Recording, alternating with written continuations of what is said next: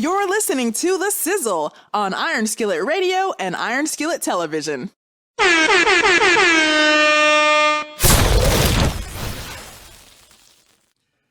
right, Jay, you know what it is. It's The Sizzle back in the building, talking Chicago sports. A lot to digest going on in Chicago. You got the White Sox, you've got the Sky, you've got the Bulls, and you even had a little Cubs talk in there. Just, it's all kinds of things. Jed Hoyer said, look, man, the pitching sucked. That's why the Cubs suck. The pitching sucks. I don't know if that's true, but it might be true. Okay. You saw the Chicago Bulls come out, put a whooping. I mean, a thumping, a 40-point. I know it's preseason. I do. I know it's preseason. But, boy, they jumped all over Cleveland and their Cavaliers. It was ridiculous. Candace Parker is taking the Sky to the WNBA Finals. She might take them to the NBA Finals. I don't know. She's just that amazing. I'm going out and getting me some Candace Parker 1 shoes. And the story. Dude, I think she wears a bigger shoe size than I do. I don't know. I'm just saying. It's amazing. But the one thing, bro, the one thing we have to talk about is, look, man, the White Sox look horrible. Horrible. If you didn't see it, the Astros jumped all over the White Sox 6-1. It wasn't even a competition. It was, Jay, when you run your start out there, your starting pitcher gets jumped on. When he gets run out the game, you're in Houston. Houston is the one team that the White Sox could lose against. Like this, by the end of the weekend, this is the reality that could happen, Jay. The Bears could have lost, and the White Sox could definitely be on the road to leaving the playoff even field. What in the Sam Skippy is going on with Chicago White Sox pitching, catching, hitting, everything? Where is it? Where'd it go? You hit it. You hit it off the top of the head. Big game pitchers pitch big in big games. And you had Lance Lynn go out here and kick it up there with his left foot. He might as well have been kicking one of those blow-up beach balls up to the plate because the Houston Astros were just teeing off, getting people on base, and really, it was over. It was 1-0. You were like, I don't know. And then by the time I got from my parking lot of my place where I live, took the elevator to the second floor. Okay, got up there and got back in the house. It was 3. They were down 2 more runs. It just wasn't pretty. I just don't know. Look, here's the thing about the White Sox. We all know this to be true. White Sox look great against teams who are sub 500, but they don't look good at all against teams who are plus 500, and the Astros are just the opposite. We're looking at, this is what a front runner looks like in a bad division, and this is what a really good baseball team in the Houston Astros look great, even though they're not out there beating and banging on the garbage cans. You know, let's look at it. Even though they don't have the garbage the pails or the pans to really set the tone, but you have to think for the last 4 years, the Houston Astros have been in the race. They have been either to the ALDS, the ALCS. They have been there for 4 years. Now, what do you do against them? And then you've got on the back end, you've got a strong Red Sox club, which the Sox did struggle with this season. You also have a 100-win Dodger club, and they didn't even win their division. They lost their division by 1 game. Yeah. This is no joke. I don't know what Tommy Lasorda does to right this ship, but you better start and do it quick, because if not, the last thing you want to do if you're the White Sox is be in a 2-0 hole going and just hoping you can get salvage 1 at home. I know they look good at Guarantee Rate Field, but this is ridiculous. Well, the biggest problem was you had Lance Lynn out there challenging a fastball hitting team with fastballs. He threw 94% of his pitches were fastballs to the Astros, who sit dead red. we don't own a curveball. We don't own any of those. Because after you start getting shellacked, this was the most. Let me read this stat correctly, right? Okay. He had the highest fastball rate by any starting pitcher in a playoff game in the pitch tracking era since 2008. Nobody just thrown fastballs up here. He's pitching like it's 1938 when you couldn't throw a curveball. It was against the rules to throw a curveball. That's why Babe Ruth and them were tearing the cover off the box. They never had to see a curve. So here you got this guy up here. I'm just gonna here you go, 95 down the middle, hit that. Okay, you might as well put the ball on the tee. You know, I expect this next pitching performance to be a lot better because I'm assuming the next starter will actually know how to throw a curveball. Well, let's look at what the Astros did on their side. You shut down Tim Anderson. You shut down Luis Robert. It just seemed like nobody came to hit for the Sox. Maybe the Sox. Maybe this is what happened. Maybe they got to Houston. They partied a little bit too much. They were chilling. Maybe they were in the hotel too long. I don't know. Maybe they just weren't ready, Jay. I'll say it that way. You know, the issue I think it is that you can't come in here and say, I'm going to slug with this Red Sox, not the Red Sox, with the Houston Astros. You got to come up here. You got to manufacture some runs. I know we don't bunt, but let's try something. Let's try to drop a bunt down. Let's see what we can do. Let's start taking some pitches, even though the Houston Astros pitcher had a great curveball and he had a pitch. I don't even know. I don't know if it was a slurve or what it was, but it was moving from 6-3 on those right-hand hitters, and that thing was moving. And the White Sox didn't have an answer for it. They were just watching that thing hook into the plate. It's one of these situations you got to try to manufacture runs. You got to take these pitches deep into counts. There's one thing that the White Sox should be better at. They're going to need to be better at because the Houston Astros are not going to beat themselves. They are super aggressive. That on one play, I want to say when Alvarez scored from third on a hard hit ground ball to third place, but he knew the third baseman was going to have to spin and throw to the plate, and he attacked. Great base running from the Astros, and you have to match that type of effort and that type of knowledge of baseball to be able to manufacture some runs. I'm looking at the Chicago White Sox. They've been living on a prayer all year long. Now we're going to see if this prayer is going to be answered, because if they don't change what they're doing right now, this is going to be a sweep. Let me say this. Luis Robert, if you're going to run, if you're going to steal early in the game, if you're going to steal base, make sure you get there. Get home. Make sure, I don't know who sent him. Get there. But get there. Come on. That's all you have to do. Get there. But we'll talk about somebody who is getting there.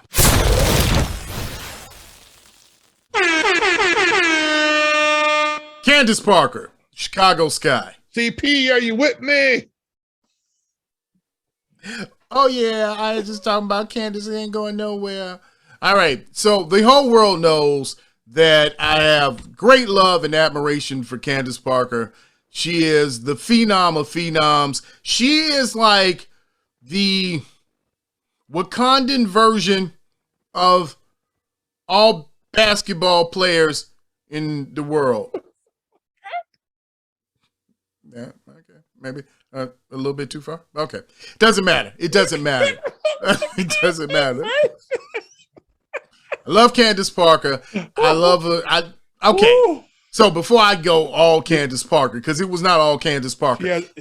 She had the new recite. She had the new what's that order you have to sign when people are harassing you?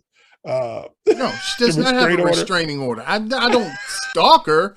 I mean, maybe, online, but not, I don't stalk her.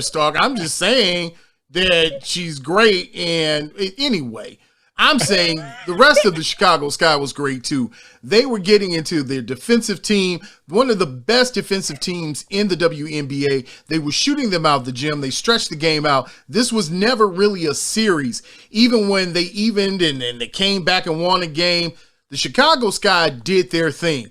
And again, I don't understand one thing about the whole thing. It was not cold enough the other day for Chance the Rapper to have on a mohair sweater. I don't know where he was going with that sweater on at the Sky Game, but please, sir, please wear the appropriate things. I don't think you wear that kind of sweater to a basketball game. I really don't. Maybe it was cold indoors, you know. You see older people out with sweaters on and ride around the car in the summertime, and it's not because they know the air conditioner's gonna be on. So maybe Chance was just like, maybe that's the mohair sweater out of his collection, and he wants to get an early start for the fall fashion scene. Coachella's coming. Didn't they have the big gala, the Met Gala thing? Maybe that was his thing. Where people dress up and have on meat suits and stuff like that. Maybe that was him putting on that, Wait, time out. He's a forward fashionable type of guy. Did you see Sierra's dress at the Met Gala? Just want to have a moment of appreciation and silence. Let me tell you something. Yeah. Russell Wilson, last night you broke my heart. Because I have you in 2 of my fantasy leagues. And I was pulling for you. I was big. I was Russell. I was team Russ all the way. And you have effectively helped me lose both of my leagues, dog. Because there's no way with 10 points at your QB position I can win these. Yeah. Whew. I knew I should have. He needs to find him another place. He needs to go Tom Brady on us. He needs to get on the move. He needs to go because he's really been Matthew Stafford just with a championship. Oh, wow! I hadn't even thought about that. Because look, man, I was gonna ask you, is it time for Russ? I mean, it was a lot of talk in Chicago, and before the Justin Fields blessing, we didn't know what the QB position was going to look like in Chicago. But I think it was too much smoke. It was too much smoke early in the summer for that just to be a non-starter. I think that Russ was saying, look, dog, and it would be a good look. I mean, it would be a good look everywhere. Probably be a good look for him in Atlanta, especially with the connections his wife has to Atlanta. I'm just saying, is it time for Russ to come over to the NFC or just leave Seattle, period? Well, I think it's time for him to leave Seattle. I think that dog is barking and went to sleep. You know what I'm saying? I don't think Seattle is anything of what it used to be when it was a Legion of Boom over there. When you didn't have Marshawn Lynch anymore, you see Richard Sherman still running around the league trying to jump in. He's down there with Tampa Bay. He's at Tampa trying Bay. to, but hey, he just tried to get a ring. And y'all don't snooze on Tampa Bay. Now, y'all wait till they get healthy. They'll be back. Don't worry about it. But Richard when you look at a Seattle Seahawks football team, you've got the oldest head coach in the league still there, right? He's been there for a long time right now. Well, after a while, the USC rah plays old after a while. And I think you just don't have it. But the team has been relatively good riding on their quarterback for a long period of time. All of a sudden, you don't go out and get the playmakers that you need to get. And if you look at the Seahawks right now, it's like, man, who are they? What identity do they really have? Because if they don't have Russell Wilson, you take Russell Wilson out of the equation, you look at that and go, okay, they don't really have a chance to win a ball game. So that's the issue right now with Russell Wilson. And, but as long as they're cashing checks, he's good to go. And, and the wife is making money. So, but it'd have been nice to see them in Chicago Bears uniform. There's no doubt about that. It really would. They have the 2 premier receivers in the league. You got Lockett and DJ Metcalf. But when Chris Carson said when he was out and their line is still iffy and they don't have a solid tight end. Not enough. He's there, but not enough. They don't have enough to really right now when it comes to Russ. I hate to say it, but look, man, I would have loved to have seen him in a Bears uniform. I would have loved to have seen him. But maybe he would have gotten the Justin Fields treatment from Cleveland, from the Bears. And I believe that too. I think part of that was looking at this offensive line, which was still, we still can't get that figured out. And he would have been like, "Oh, well, maybe my offensive line is a little bit better than this one," and that's not saying much. Right. So no disparaging comments toward those offensive linemen for the Bears per person. Nothing like that. It's just relative to the other offensive lines in the NFL. The numbers tell the truth, and the Bears have just been subpar in the NFL for the last decade plus. But the crazy part is I really don't see a real clear path for him to go in. The only place that I could see that would be a clear path for him to go would probably be Miami. And I know they're holding on to hope with Tua, but I don't think they really are holding on with hope with Tua. I think they know this Tua thing is not going to work. And you're not getting rid. Nobody's talking about the elephant in the room, which is Deshaun Watson. I mean, just sitting there. Like, this is the most ridiculous. Wait for what, Jay? Ain't gonna play this year. Deshaun Watson ain't gonna play this year. They're gonna pay him, but he ain't gonna play this year. Next year, once they see what this political thing, this legal thing is gonna do, because they really just don't want the political backlash, and they just don't want it. So that's why they're going to sit him out where it is, and they're just going to wait. They're going to hit him with the morals clause. And they're going to probably try to go back and recoup some money back. See, that people don't see that one coming. Mm-hmm. That you did these things and you knew you were doing these things, and now we're going to go back here and see and I don't know with the collective bargaining agreement if they're going to be able to do something like that, but there is a very strong morals clause in here, and we just have to see what's going to happen. But I don't think if he sees the field this year, I'm going to be very, very surprised if he sees the field this year. Well, let's transition to that. That's a good segue over to the next segment, which is the WNBA, the NBA getting ready. WNBA is closing. The NBA is starting. The Bulls look good. But before we can even get to any of the Bulls talk, look, man, we got players out there defrauding the legal system for the NBA. We got a new top 75 that most of the old men are going to get kicked out of. We don't know where Shaq is going to fall in the top 75 or Allen Iverson. And even if they try and put Derrick Rose, be like, well, Derrick Rose, had he not gotten hurt, would have been at least top 80. But, okay. What's this Ben Simmons thing to you? Because right now it smacks of somebody being greedy. There was a report this morning that the Blazers turned down a trade with the 76ers where they wanted 3 first-round picks and they wanted 3 first-round pick swaps for Ben Simmons, someone who doesn't shoot. He's a good passer, but he doesn't do anything else.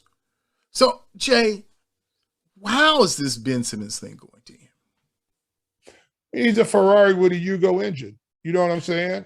And you're hoping that you're still going to help people don't open up the hood and look underneath and see what's inside.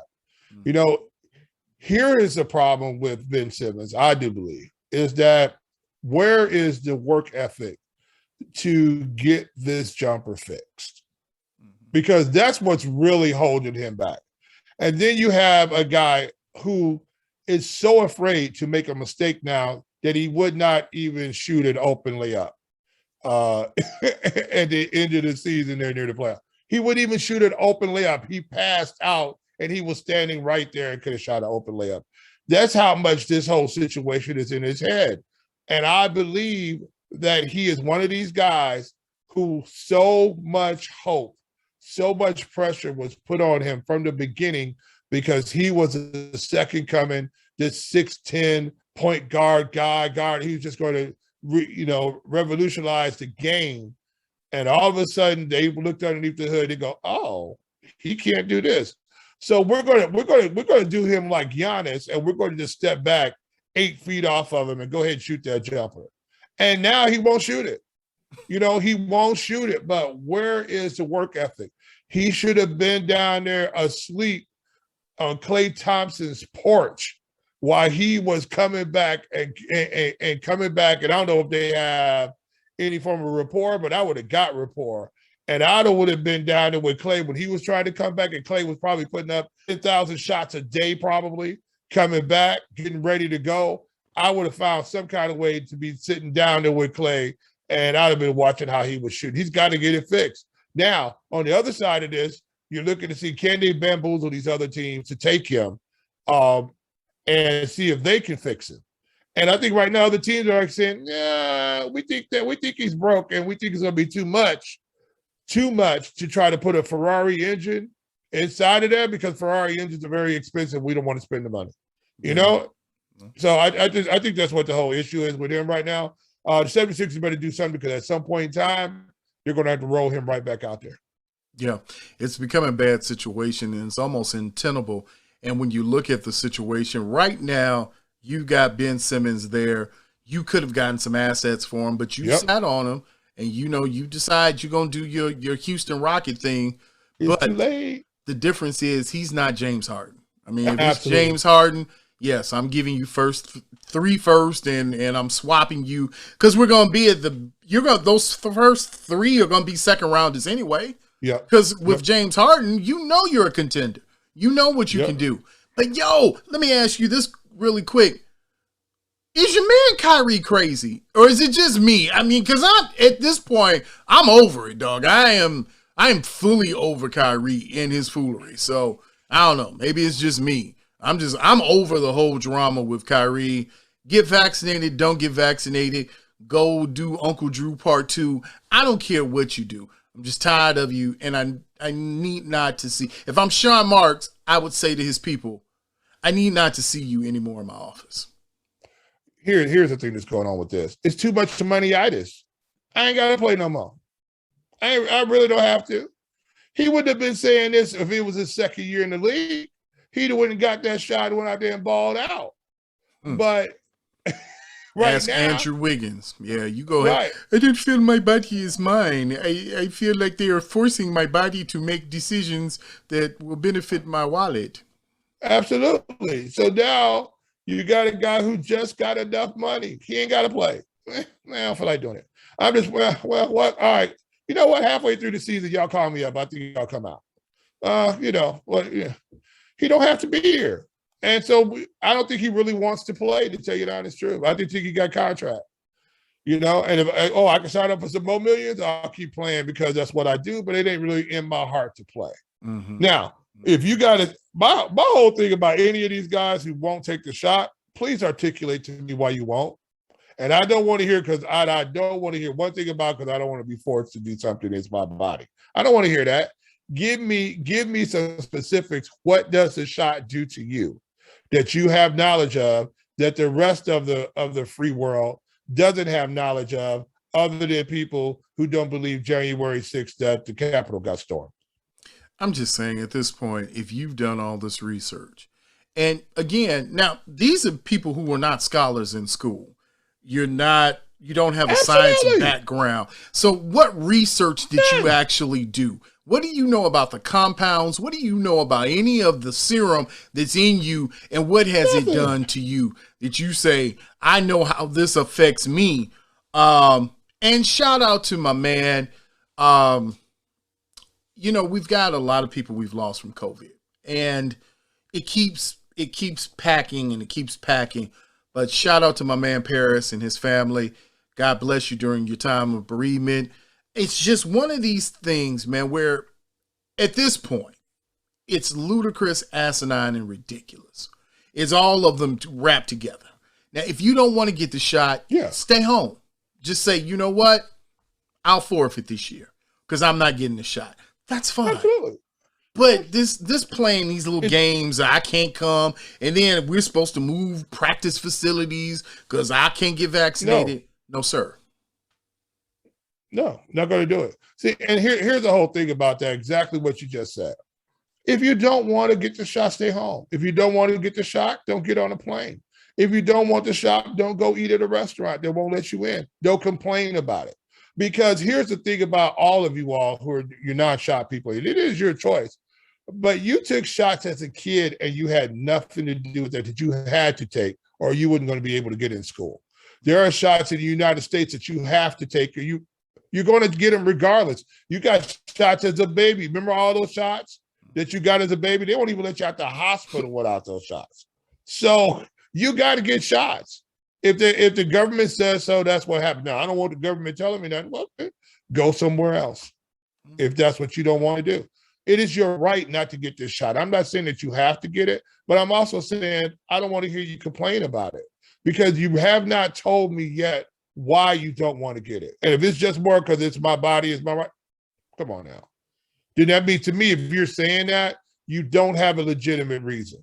You've been watching YouTube videos. And the question is, does anybody ask? I could be making these YouTube videos talking about don't get the shot because this coronavirus on this package label back here, and they're using baby embryos and every other type of thing. Really? You don't think anybody looked at the back? You think you're the first one who read that label?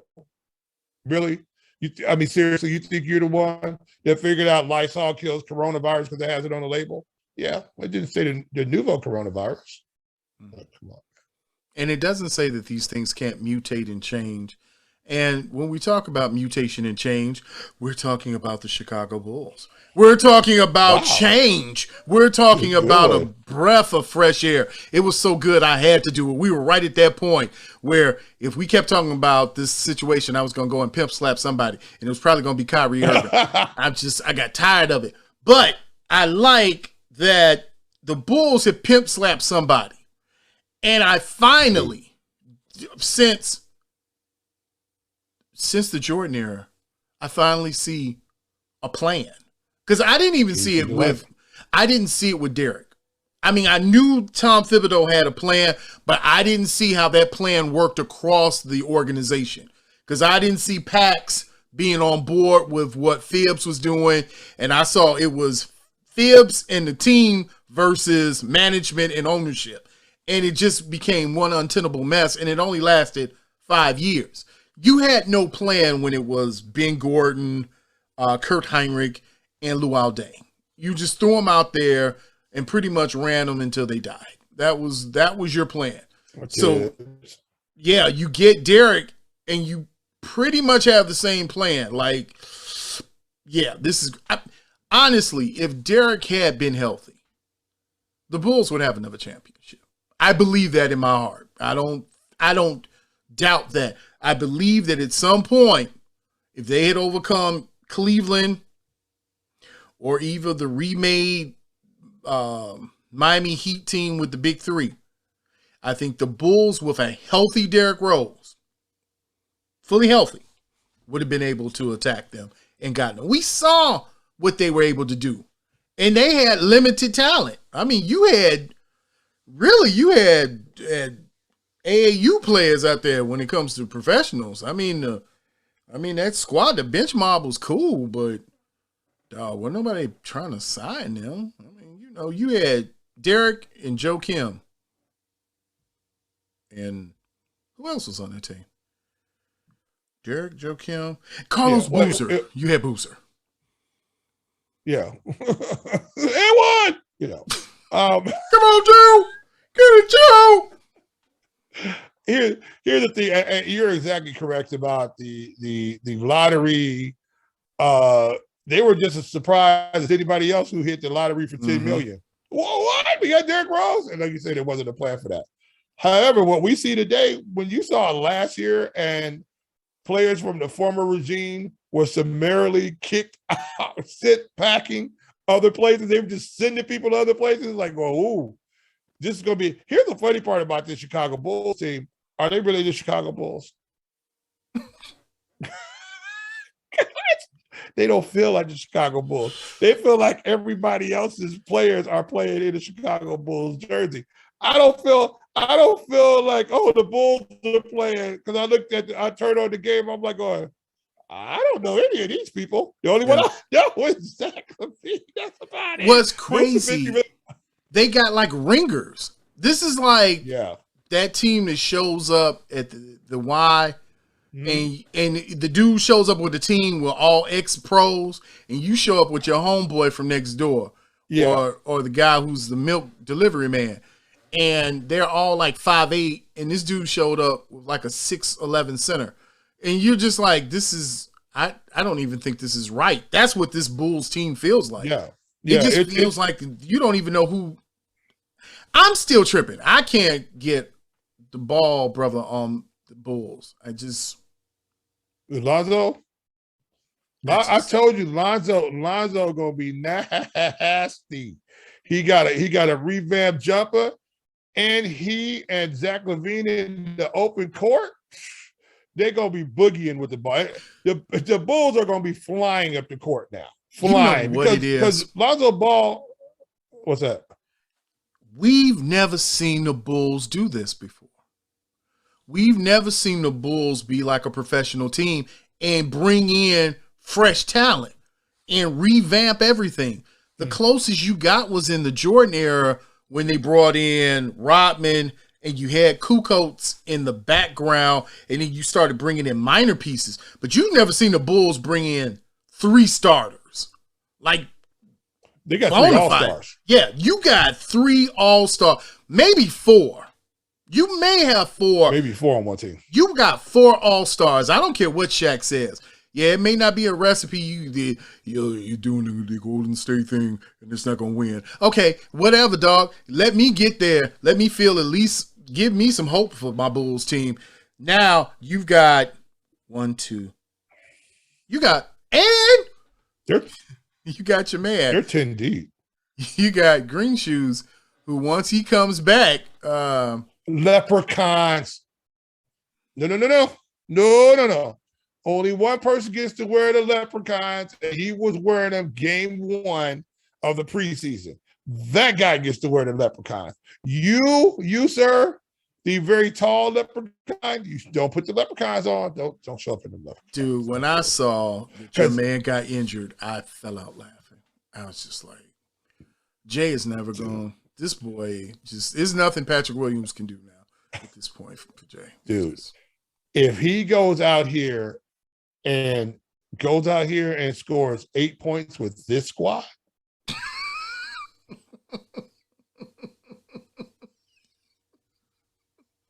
here's the question: does he start on this squad?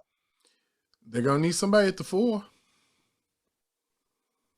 But right now, the talk is you move DeRozan to the 4 and you bring Caruso in with that starting lineup. Ooh.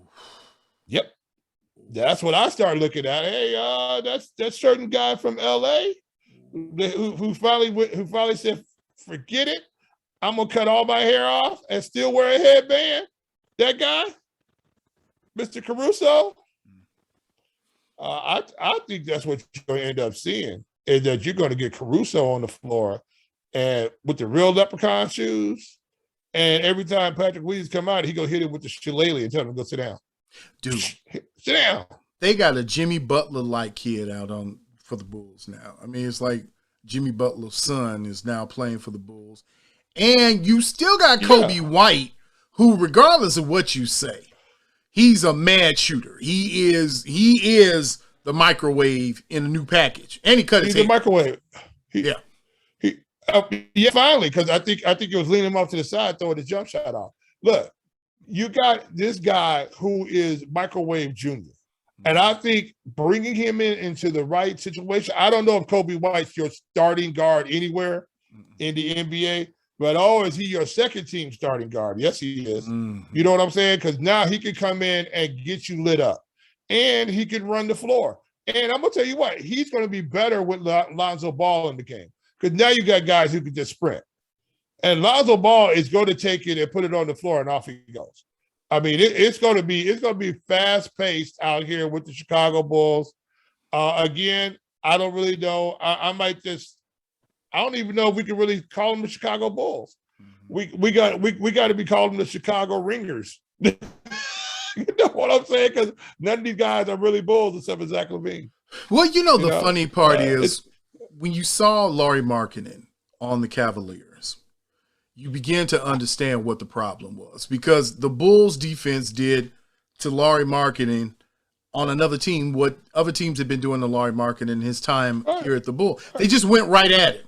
They went right at him. Right. And there was nothing that, I mean, was there a play? I can't remember Who was that Lonzo stood up? He got switched off on one of the post players. And you were like, oh no, Lonzo's down there with a footer. And Lonzo held my man up. And I was like, oh, is Lonzo guarding the center? Yeah, you talk about guys who can switch all around right now. And Lonzo Ball is one of the better defenders because of his height and his strength. And his quick, and he's a dog. And then here's the thing, too, which I really like about Chicago Bulls. They just brought in, as a player development coach, Tyron Green, who used to play for Billy Donovan back in 06 and 08. This guy has bounced around all over the European leagues. And I believe Billy Donovan has brought him in to build up some grit, to really build up some toughness. This is a guy who's had to fight and play all over. He played 14 seasons all over the place. And this where your per diem was Subway and a chicken sandwich. Yeah, that was your per diem for the day with no cookie. All right. So you're looking at a guy who is happy to be in the NBA as a coach, probably making more money now than what he was making overseas in some cases. And there's going to be a fight. There's going to be some dog put in there. Because why? The only way you're going to be able to produce and win in the East is that you're going to have to be able to battle. And the team up top, who are the biggest dogs in the yard in the NBA, are the Boston Celtics. And I think you see a Chicago Bulls team that, not the Boston Celtics, I mean the Bucks, the Milwaukee Bucks. I think you're looking at a Chicago Bulls team who is being put together to beat the Milwaukee Bucks. That's what. So I just believe that the Chicago Bulls are being made to compete with the Milwaukee Bucks because I believe that's the only team that they really have to out-muscle and hustle in the East. If they can compete with them, that's why you see the Bulls are going 10 deep right now. And possibly if they can get two more players and go 12 deep, I think you're going to see the Bulls fight. And this is something we haven't seen in Chicago in a long time. Yeah, I think it's something revolutionary, something that I'm getting ready to enjoy. I'm going to sit down, grab my popcorn, and be ready to enjoy every bit of this ride. So, Jay, you know what it is. It's parting is such sweet sorrow when we have to go and we have to let the people just be out. But we got to be out, and you got to be out. But you know who it is. You know who's in the building. He's J.SIZZLE. I'm G.SIZZLE. This is the Sizzle, the hottest talk in the 219. We are the talk of the 219, and we will see you, my friend, on the other side. Remember to look for our exclusive interview with Coach Angela Hamlin Blakely from the region. You know who only does it the way we do it, which is the Sizzle, right here on Iron Skillet Radio and Iron Skillet Television. Make sure that you follow us on Twitter, Facebook, and Instagram at Iron Skillet Sports. And remember to like, share, and subscribe to Iron Skillet Sports on YouTube at Iron Skillet Sports.